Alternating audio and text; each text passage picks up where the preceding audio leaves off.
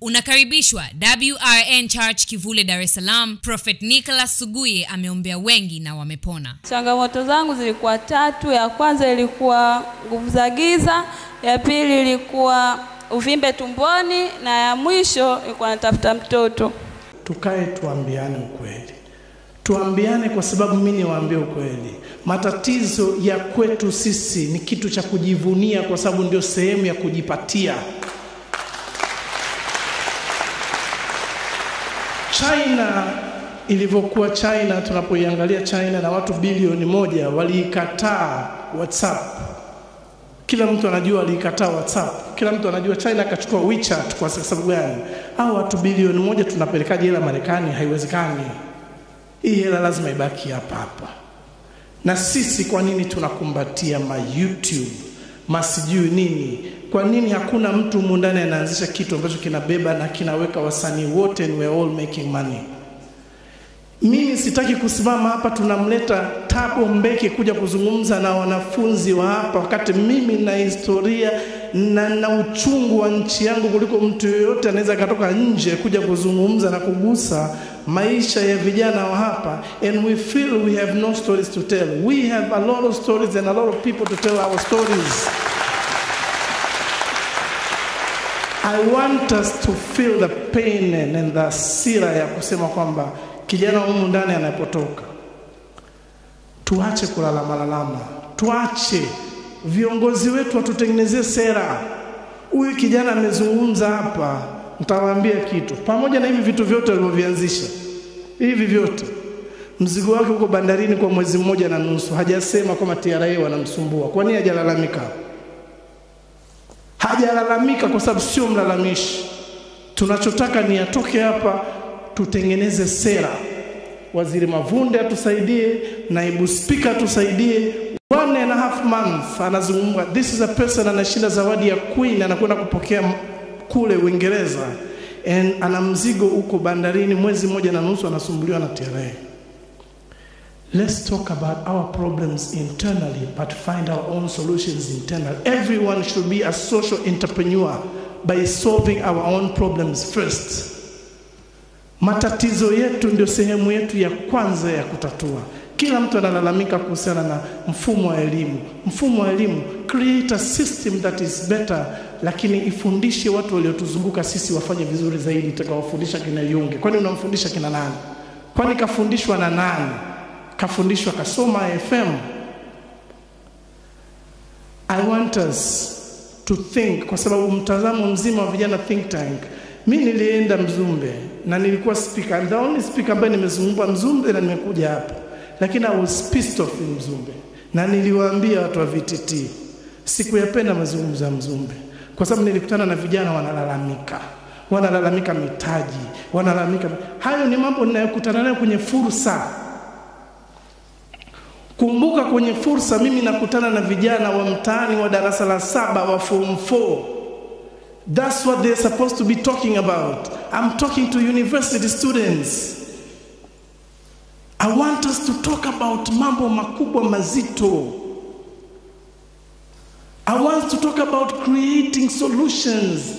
Imani amezungumza kuhusu skill sets required. How do we get the university to work with us in finding a way ya kuhakikisha wanafunzi wote wa chuo wanaelewa our biggest skill sets? Ya kwanza, complex problem solving. Do you even know what a complex problem solving is? Itafute. Around you is the first opportunity ya kwako ya kufanikiwa kwa chochote kile. Critical thinking, collaborations, we don't even need to be told. Lakini I want us na level yetu ya ufikiriaji ikiwa chuo iondoke from that level ya watu ambao tumetoka mtaani. Jamani, tuko chuo, tuko UDOM. Na nimemwambia Suma, if I go to UDOM and if I find the same response inayofanana na Mzumbe, na sisemi kwa ubaya, ya wanafunzi, I'm not going to any of those tours. The idea is to change our mindset. To change your mindset nye vijana kule. Hawa wanakuja kutupa tu support kwamba sera ya serikali is for us. Support ya serikali is for us. But they cannot change anything if we do not propose. They could not change anything if we do not come up with ideas of what we want to talk about. I'm very, very pissed off when we have a group of young people talking very, very small. I don't like small thinking. I don't like small dreams. I like big dreams. And you would never be able to achieve your dream. Nakwambia ikiwa ndogo, never. Nakwambia na bora usiipate. Lakini pigana.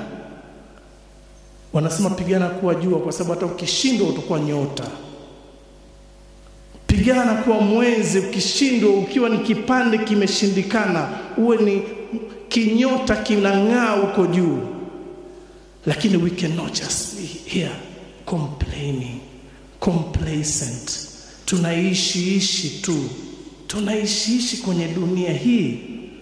Wanakuja wa China taking over our country. Wanakuja wa Turuki taking over our country, not because they are stupid, because we want to be stupid. We should not be stupid because we're not. So let's forget about turning around malalamiko yetu to the government. Let's take responsibility wenyewe. This is our conversation. Haya ni mazungumzo yetu sisi vijana ya kusema Tanzania tunayotaka, tunataka Tanzania gani?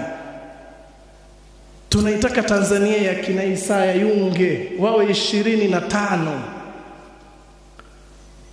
Sio 25,000. Tunataka mimi na Imani. Tunazungumza Imani Kajura. Branding people. Wako 4 5 tu nchi. Big argument on social media on a Vodacom CEO coming into the country, and we are all discussing it. What are we discussing? If we feel we can build this, see it as an opportunity, create opportunities for ourselves because they are there. Mimi naomba, nimefurahi sana. Mheshimiwa, nawaambia ukweli, mimi nimeamka asubuhi saa 12 naelekea airport. Naamka saa 12, mheshimiwa, na kuomba kwa heshima na taadhima unyanyuke usimame. Ananyanyuka, anaondoka kwa gari kutoka Dar es Salaam kuja Dodoma kwa ajili ya kuja kuzungumza na nyinyi hapa.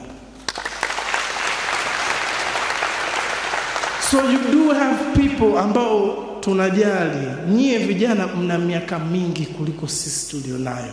Lakini we want Tanzania ambayo tukiacha, we want to feel proud. Walimu wetu, maprofesa wetu, viongozi wetu, the only thing mnachotudai, unfortunately, the only thing mnachotudai ni kuwatengenezea mazingira. Lakini kumbukeni, mnadaiwa na watoto zenu na wajukuu wenu kutengeneza Tanzania bora kuliko tuliokuwa nayo sisi. Asante sana.